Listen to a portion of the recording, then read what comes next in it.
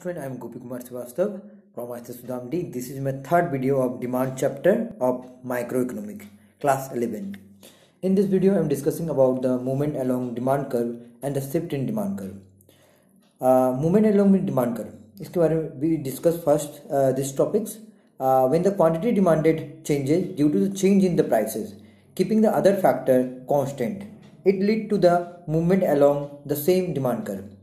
यहाँ पे लिखा गया है कि जब क्वांटिटी डिमांडेड जो है जब क्वांटिटी या किसी प्रकार का डिमांड सिर्फ और सिर्फ प्राइस की वजह से चेंज हो और भी कोई भी फैक्टर के कारण चेंज नहीं हो, जैसे price related goods, income, consumer का जो भी इनकम है या पॉपुलेशन, किसी के कारण चेंज नहीं होगा, सबको कांस्टेंट माना जाएगा। सिर्फ और सिर्फ प्राइस की वजह से कुछ चेंजेज आए डिमांड में, क्वांटिटी में, वो मूवमेंट अलोंग में डिमांड कर्व कहलाता है। जैसे प्राइस बढ़ने पे डिमांड घट जाता है और प्राइस घटने पे डिमांड बढ़ जाता है, मतलब उसका इनकम से कोई लेना देना नहीं है। इनकम को आप मान लीजिए कि आपका 10,000 इनकम था तो 10,000 है, 15,000 तो 15,000 है, जनसंख्या 100 करोड़ था तो 100 करोड़ है, सब कुछ कांस्टेंट है, जैसा था वैसा है। सिर्फ प्राइस में चेंजेस जब आएगा तो वो movement along with demand curve कहलाता है। अगला है shift in demand curve. When the demand changes due to the changes in the any factor other than on price of commodity, मतलब यहाँ पे डिमांड चेंजेस होता है प्राइस को छोड़कर अदर फैक्टर के कारण। आपको याद होगा अदर फैक्टर में मैंने बताया था price of the commodity, price of related good, income of the consumer, taste and preferences, population, expected future price and the distribution of income and the government policy. We discuss about them. So जब price को change price यहाँ पे price सिर्फ in demand में क्या होता है, price constant आता है और बाकी चीज़ें चेंज होने लगेगा। जैसे मैं आपको एग्जाम्पल के थ्रू को समझाता हूँ।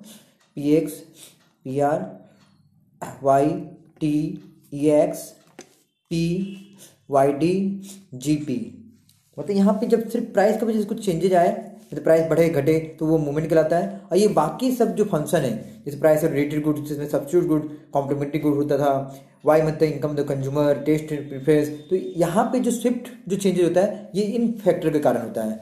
मतलब कि price of related good, income the consumer, T मतलब टेस्ट एंड प्रेफरेंसेस, ई मतलब एक्सपेक्टेड फ्यूचर प्राइस। तो ठीक है, तो यहाँ पे देखा जाए तो शिफ्ट जो है अदर फैक्टर के कारण चेंजेज होता है। अदर फैक्टर में आप इन सबको रख सकते हैं और प्राइस को अलग कर सकते हैं, मतलब आप प्राइस को अलग कर देंगे फंक्शन से तो वो आपका शिफ्ट और मूवमेंट में बढ़ जाता है। अगला है टाइप्स ऑफ डिमांड। डिमांड का जो टाइप है यहाँ पे मूवमेंट में, वो दो तरह का है, एक्सटेंशन ऑफ डिमांड और दूसरा कॉन्ट्रैक्शन ऑफ डिमांड। और शिफ्ट में देखें तो इंक्रीज इन डिमांड और डिक्रीज इन डिमांड है। यहाँ और भी लिखा हुआ है कि it occur due to the increase और decrease in the prices of the commodity. अगर प्राइस बढ़े या घटे तब यहाँ पे मूवमेंट होने लगता है। It occur due to the changes in the other factor like the change in the price of substitute good, change in the price of complementary goods, change in the income, मतलब income में changes आए, substitute good में changes आए, complementary good में changes आए। Substitute good के बारे में मैंने डिस्कस किया था कि टी और कॉफी हमारा सब्स्टिट्यूट गुड्स है, कॉम्प्लीमेंट्री गुड्स में कार और पेट्रोल आ जाता है, इनकम तो हमारा इनकम है, तो ये अदर फंक्शन के अंतर्गत आता है, ये अदर थिंग है। अगला देखते हैं हमारा जो डायग्राम है, यहाँ पे आप देख सकते हैं हमारा जो ये डायग्राम है जिसमें मेरे प्राइस को दिखाया, प्राइस बढ़ रहा है, क्वांटिटी घट रहा है। तो आप जानते हैं जब भी ऐसा होता है तो हमारा जो डिमांड कर्व है वो डाउन बढ़ जाता है। और आप शिफ्ट में देखें तो इसमें प्राइस बिल्कुल नहीं बदलता है, प्राइस कॉन्स्टेंट रहता है और डिमांड हमारा क्या होगा, चेंज होते रहता है। ठीक है, तो डिमांड चेंज होने के कारण ही हमारा यहाँ पे जो प्राइस कॉन्स्टेंट है और डिमांड बढ़ रहा है या फिर घट रहा है। इसे मैं और भी अच्छे से आपको दिखाने की कोशिश करता हूँ। देखिए पहले मैं मूवमेंट को दिखाता हूँ कि मान लीजिए आपका 10 प्राइस है, 20 है, 30 है, यहाँ भी 10 ले लेते हैं, 20 ले लेते हैं, 30 ले लेते हैं। ठीक है, तो 10 के साथ 30 है, 20 के साथ 20 है और 30 के साथ 10 है, तो ये डाउनवर्ड चला जाता है, ये मूवमेंट है, इसमें प्राइस का इफेक्ट हुआ है।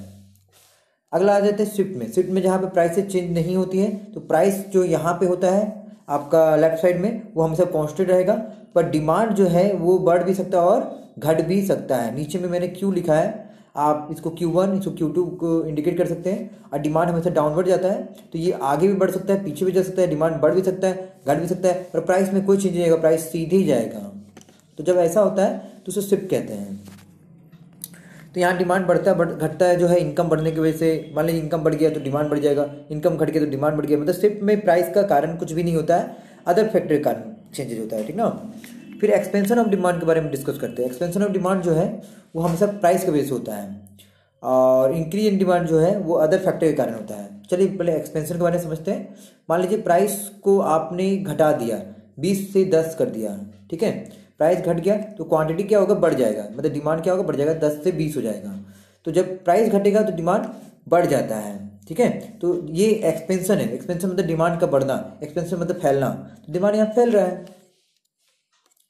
तो इसे हमने when the quantity demanded rises due to the decrease in the price keeping other factor constant, यहाँ पे प्राइस चेंजेज होगा, अदर फैक्टर कांस्टेंट रहेगा। अदर फैक्टर में हम लोग जानते हैं it is known as expansion of demand.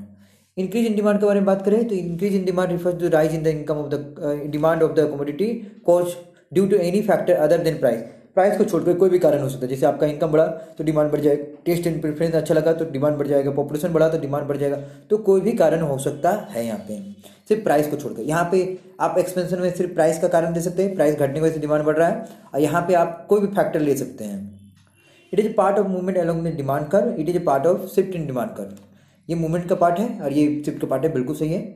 और इसको अगर डायग्राम से दिखाया जाए तो आप यहाँ पे डायग्राम से भी मैंने दिखाया है, देख सकते हैं यहाँ पे डायग्राम को। देखिए प्राइस को कम किया गया है और क्वांटिटी अपने आप बढ़ गया है, ठीक है। देखिए प्राइस को कम किया गया है ना, और डिमांड ऑटोमेटिक बढ़ गया, और डिमांड तो डाउनवर्ड जाता ही रहता है। अगला फेज में अगर हम लोग आए तो यहाँ पे शिफ्ट में आप जानते हैं कि प्राइस कांस्टेंट रहता है, और यहाँ डिमांड को हमको बढ़ाना है, इसीलिए एरो उधर कर दिए। इसमें दो ही लाइन लिए, ठीक है, ताकि हम दिखा सकें। तो ये हमारा जो टॉपिक है ये खत्म होता है। अगला टॉपिक में हम आते हैं contraction of demand and decrease in demand. Movement का दूसरा पार्ट है कॉन्ट्रैक्शन ऑफ डिमांड, और शिफ्ट का दूसरा पार्ट है डिक्रीज इन डिमांड। चलिए कॉन्ट्रैक्शन समझते हैं। जब प्राइस घटता है तो डिमांड बढ़ता है, कॉन्ट्रैक्शन का मतलब होता है डिमांड का घट जाना।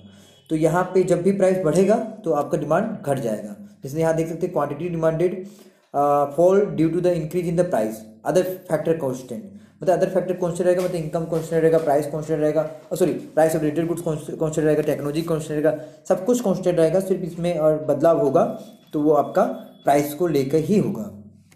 इसमें डिक्रीज होगा, हो सकता है आपका इनकम कम हो गया हो, टेस्ट एंड प्रेफरेंस अच्छा नहीं हो। मतलब अगर आप कोई चीज़ को प्रेफरेंस देते तो वो आपका डिमांड बढ़ाता है, कोई चीज़ को नहीं देते तो आपका डिमांड को घटाता है। ये पार्ट है मूवमेंट का, ये पार्ट है शिफ्ट का, हमें पता है। इसका जो रीजन है वो प्राइस है, इसका जो रीजन है अदर फैक्टर है। डायग्राम से दिखाया जाए तो यहाँ पे आप देख सकते हैं मैंने प्राइस को यहाँ पे बढ़ा दिया है। आप देख सकते हैं यहाँ पे प्राइस को मैंने बढ़ा दिया तो क्वांटिटी घट गया है। इसका जो अब ये जो डायग्राम बनेगा उसे भी मैं अच्छे से दिखा देता हूँ आपको। देखिए यहाँ भी 10 से 20 गया है, 10 से 20 है, पर यहाँ पे प्राइस बढ़ने के बाद क्वांटिटी क्या हो गया, घट गया है।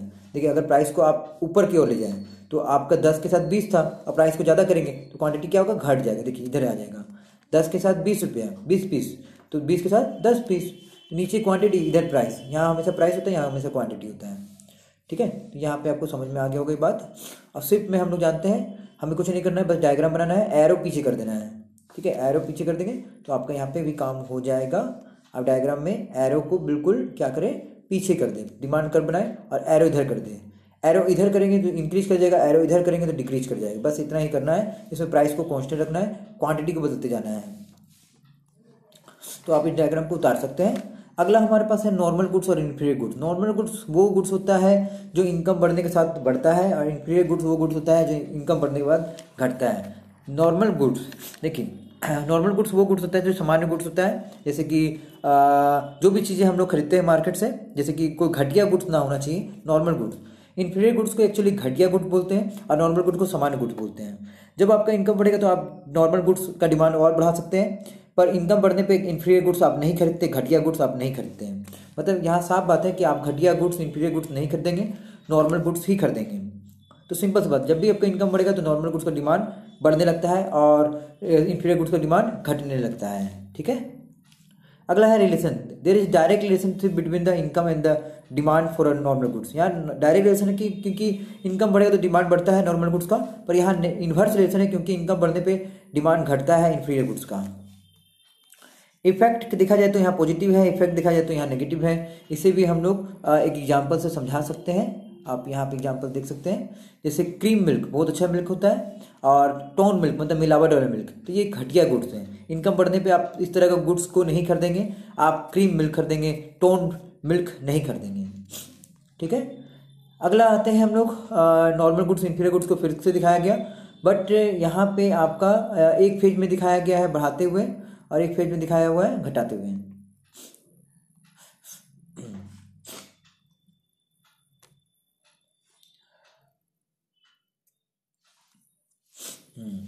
तो आप देख सकते हैं यहाँ पे तो अगला गुड्स में ये क्या है, नॉर्मल गुड्स के बारे में, अगर मान लीजिए आपका इनकम डिक्रीज कर जाता है तो यहाँ इंक्रीज डिक्रीज दोनों से बताया गया है कि किस प्रकार से बढ़ रहा है। एक फेज इंक्रीज क्या दिखाया गया, एक फेज डिक्रीज क्या दिखाया गया। मतलब मेन बात है कि आपका अगर आप इतना लिखते हैं तो आपका कंप्लीट हो जाता है। और ये और भी एक्स्ट्रा लिखा हुआ है ये पॉइंट, ठीक है, तो आप इसको इग्नोर कर सकते हैं। अगला है कि give 3 reason of the rightward shift of demand curve. आपको 3 कारण बताना है कि आखिर डिमांड कर्व राइटवर्ड कब शिफ्ट होता है। राइटवर्ड का मतलब होता है जब आपका डायग्राम में डिमांड जो है वो आगे की ओर जाए, तो ये शिफ्ट का पार्ट होता है। इसलिए इसमें बताना है कि 3 कारण कि वो कौन कौन सा कारण है जिसमें डिमांड क्या हो रहा है, बढ़ते जा रहा है, तो वो कौन सा कारण है। तो पहला लिखा गया है यहाँ पे, आप देख सकते हैं increase in the income of the consumer. बिल्कुल आपका इनकम बढ़ता है तो डिमांड बढ़ेगा। दूसरा है rise in the price of substitute goods, माने टी का दाम बढ़ाते तो कॉफी का डिमांड बढ़ जाएगा, बिल्कुल डिमांड बढ़ गया। Fall in the price of substitute good, अगर पेट्रोल का दाम घटा दें तो पेट्रोल का डिमांड के साथ कार का डिमांड भी बढ़ जाएगा। तो आपका डायग्राम जो है वो हमेशा जो है इस प्रकार का बनेगा, वो आगे की ओर जाएगा, मतलब वो राइटवर्ड शिफ्ट जाएगा। तो यहाँ पे एक कॉम्प्लीमेंट्री गुड्स, एक सब्सिट्यूट गुड्स दोनों को दिखाया गया है, आप इसे उतार सकते हैं। अब यहाँ बोला गया give 3 reason of the leftward shift. तो लेफ्टवर्ड शिफ्ट का कारण क्या हो सकता है, अगर आपका इनकम घट जाता है, फॉल कर जाता है, तो वो लेफ्टवर्ड शिफ्ट हो जाएगा, मतलब डिमांड कम हो जाएगा। या फिर fall in the price of substitute goods, मान लीजिए टी का दाम घट गया तो आप कॉफी का डिमांड घट जाएगा क्योंकि टी का डिमांड बढ़ जाएगा, ठीक है। अगला rise in the price of substitute complementary goods, petrol का दाम बढ़ाते तो डिमांड घट जाएगा। बस इसमें कुछ नहीं करना है, आपको एरो पीछे की ओर कर देना है, ठीक है। आप एरो पीछे कर देंगे तो आपका काम हो जाएगा। So and this video is completed, thank you. Must learn and right all the questions and all the notes. every question is important and question is available in this notes, must write the questions। Her question इस आप notes में मैंने दे दिया है, तो जितने भी questions है, जितने भी नोट्स है, आप उसको सभी को लिखें। देखा जाए तो ये नोट्स में सभी तरह का क्वेश्चन है, आप सब क्वेश्चन को लिख सकते हैं, ठीक है। So this video is completed and this is my 3rd video and thank you. Must learn and right all the question answer and the notes. अगर आप नोट्स को लिखते हैं तो क्वेश्चन आंसर भी आपका क्लियर हो जाएगा, पर आपको क्वेश्चन आंसर याद रखना है, ठीक है। So thank you.